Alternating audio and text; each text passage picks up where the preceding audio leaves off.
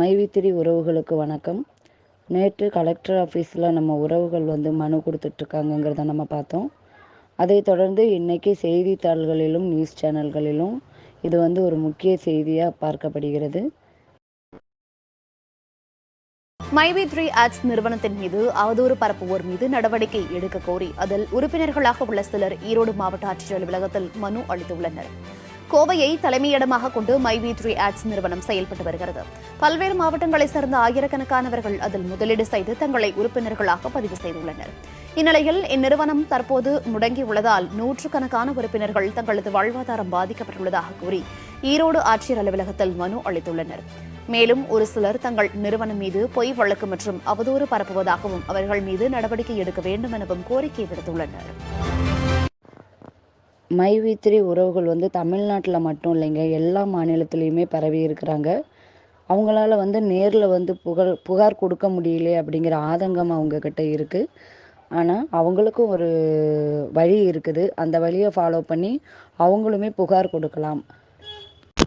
நேரில் சென்று புகார் கொடுக்க இயலாதவர்கள் தமிழக முதலமைச்சரோட சிறப்பு பிரிவுக்கான முகவரி, இமெயில் அட்ரஸ், தொலைபேசி எண்களை நான் இதில் கொடுக்குறேன். நீங்கள் அதில் போயிட்டு இமெயில்லையோ அல்லது ஒரு அட்ரஸில் போஸ்ட் பண்ணியோ, ரிஜிஸ்டர் போஸ்ட் பண்ணியோ அல்லது ஃபோன் பண்ணியோ உங்களை புகார்களை கொடுக்கலாம். எம்டி சாருக்கு இன்றைக்கி ஜாமீன் கிடைச்சிடும் அப்படின்ற நம்பிக்கையோடு எல்லோரும் வெயிட் பண்ணிகிட்ருக்குறோம். ஏன்னா எம்டி சார் சரணடைய போகிற அன்னைக்கு கடைசியாக போட்ட அந்த வீடியோவில் அவரோட உருவத்தை பார்த்து கண்ணீர் விடாத ஆள்களே இருக்க முடியாது. ஏன்னா அவர் அந்தளவுக்கு மன உளைச்சலுக்கு ஆளாகி இருந்தார்.